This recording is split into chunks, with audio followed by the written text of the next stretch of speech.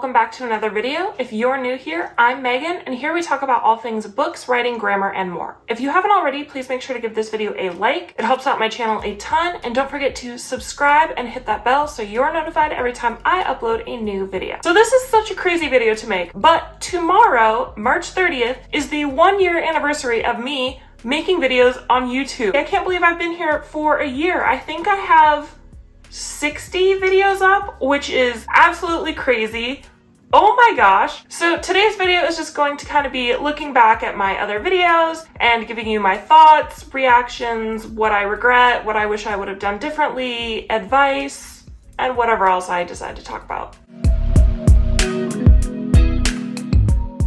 So the first video I ever gave you guys was a trope video about the romance tropes that I hate, and that was so much fun to make, and you guys were awesome. It took my channel 8 months to get its first 100 subscribers. Still totally mind-blowing to me. You guys are amazing. Obviously, I couldn't be as far as I am right now without you. Oh my gosh, we're at 344 subscribers in 1 year. That's okay. Some of you may be like, wow, that's so slow going. But for me, I never imagined I would get that at all in 1 year. I thought maybe like 50 subscribers was like my goal for the year when I first started. I was like, if I could eventually get like 100, that would be nice. Y'all have totally like blown past that for me, and you have been so amazing and so supportive in the comments and your likes, and thank you guys so much for all of that. It is so surreal and it's amazing. You guys are totally awesome. So like I said, when I first started my channel, I really only expected maybe 50 subscribers in the first year. And for me, that was like aiming really, really high. If you are a new YouTuber and you're like, I'm never gonna hit this, it's taking me forever to even get 100 subscribers, keep going. Once you get that 100, at least for me, and I've heard it for a lot of other people, it's much easier to get the next 100 and the next 100 and the next 100. I feel like we flew by the 200s. You know, when I first started out, you've probably heard me say this before, but my goals have always been to build a community, spread positivity, and to help others. We're definitely going to stick to those goals moving forward. So we will see what happens within this next year. I'm very excited to see what this next year has to bring as far as growth on the channel, both for the channel, but like myself personally.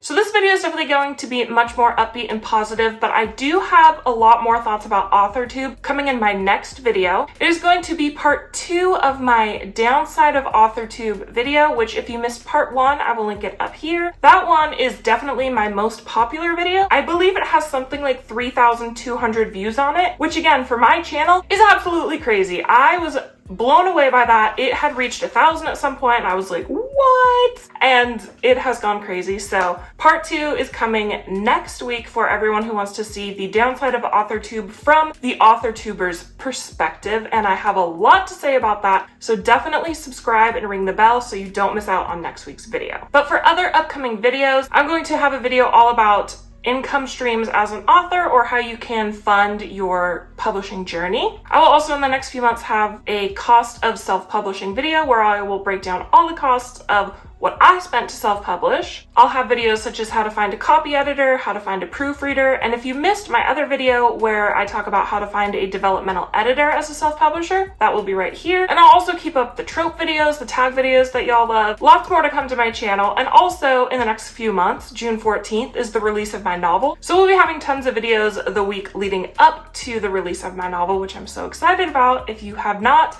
already entered the giveaway, watch the video here. Make sure if you pre-ordered my novel that you also fill out the pre-order giveaway form so that I can enter you into the giveaway so you can win lots and lots of prizes. So I have had some of you fill out the form, but I know not everyone who's pre-ordered has filled out the form. So don't forget to fill out the pre-order form if you pre-ordered so you qualify for the prizes.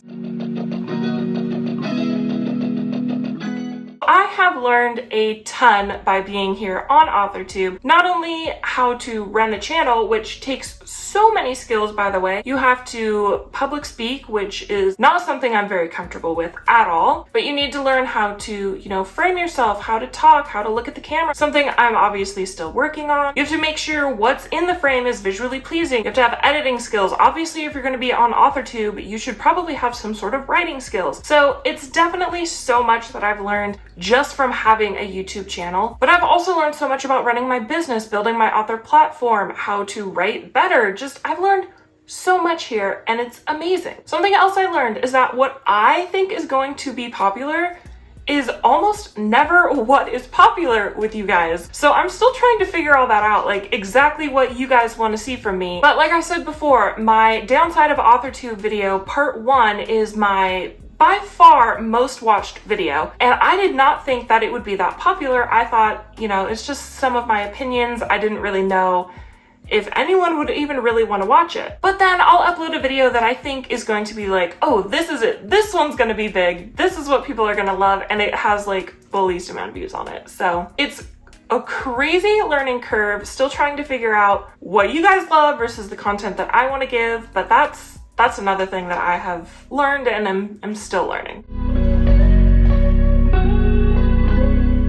There is an entire community out here where you can find amazing friends and amazing writing friends, writing partners, whatever you want to call them. I have made so many awesome friends, so many awesome writing partners in this community that I did not have before starting AuthorTube. So for me, being on AuthorTube has allowed me to build this community I don't think I would have really had before. I've also found so many more amazing critique partners, beta readers, from people who've reached out to me, who've seen my videos, and they're like, hey, I want to work with you. And I'm like, heck yes, let's work together. And obviously, all of you leaving your amazing comments on my YouTube videos, they're so encouraging, and it is motivation to keep not only just making videos, but to keep my writing journey going. If you're excited to read my books, and I'm hearing that from so many of you, it's like, it makes me excited to keep writing the books and keep making all of this stuff for you. So thank you for all of your support.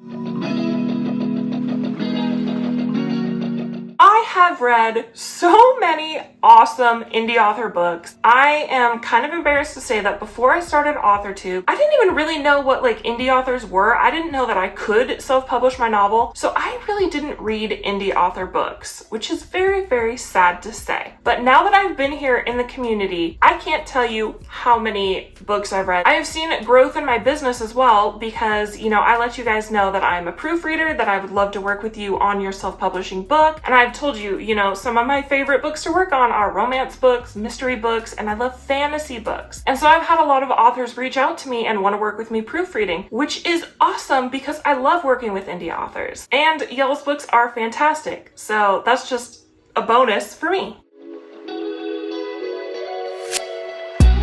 Being on AuthorTube has brought me so much growth. Obviously, like I've said, in video making skills, but also in my writing. But it's also brought me a lot of personal growth where it's like, I can actually do this. When I first thought of making a YouTube channel, I was like, no, that's way too scary. That's way too out there. I'm putting myself out there for everyone to judge, for everyone to see. And I thought it was way too scary, but then I did it and it's still scary. It's definitely still scary, but I can do this. I can absolutely do this. Are there things I wish I would have done differently?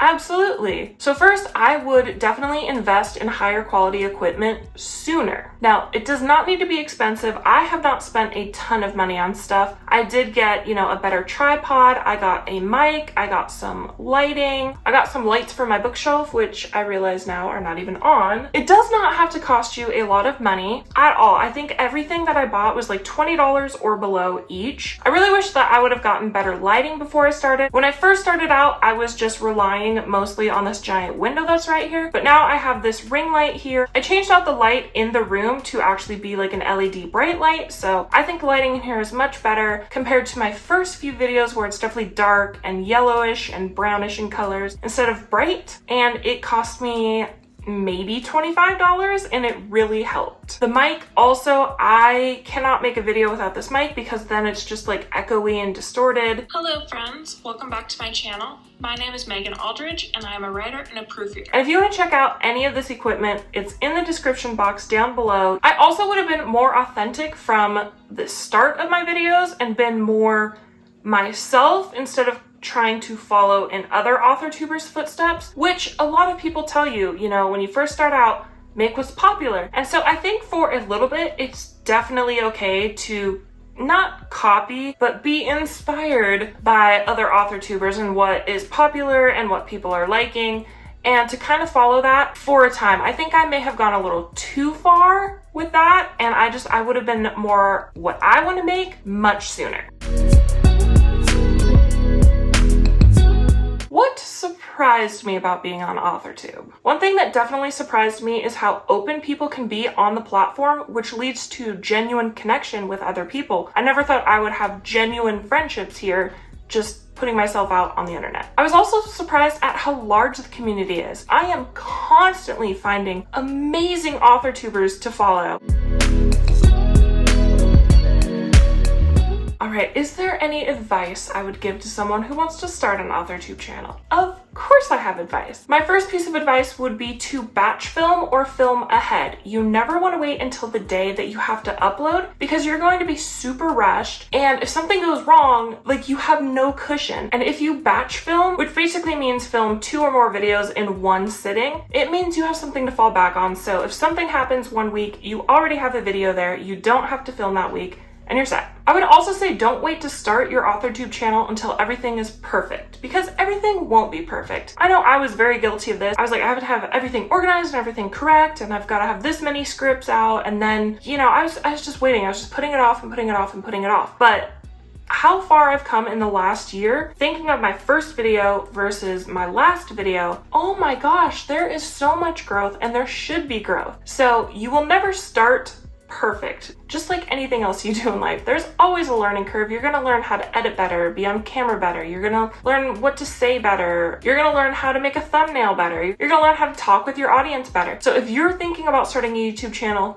just do it. Don't wait. My third piece of advice would be don't talk about things you don't know about. I know there's definitely a trend people try to follow where you want to talk about this topic or this topic or this topic, but don't talk about this topic just because everyone else is if you have no idea what's going on in that topic. When you're talking about things that you're an expert in, you are going to get much more people to watch your videos and follow you because you're giving content that brings value to them. Talking about something you don't know about will make you lose credibility within the community, and then from there, it's very hard to build that trust back up, and it will probably be much, much harder for you to build up your YouTube channel. As long as you're sticking to areas of expertise or something you feel comfortable talking about, you should be just fine. And the last thing I want to say is if you have an AuthorTube channel, please, please, please link it in the comments below so I and everyone else can check out your channel. I love discovering new AuthorTube channels to follow, so please definitely link them in the comment below so we can all go look. So that's what I have for you guys today, my 1-year journey here on AuthorTube. Please make sure to give this video a like and subscribe for more bookish and writing related videos. Thank you so much for being here, and I'll see you next time.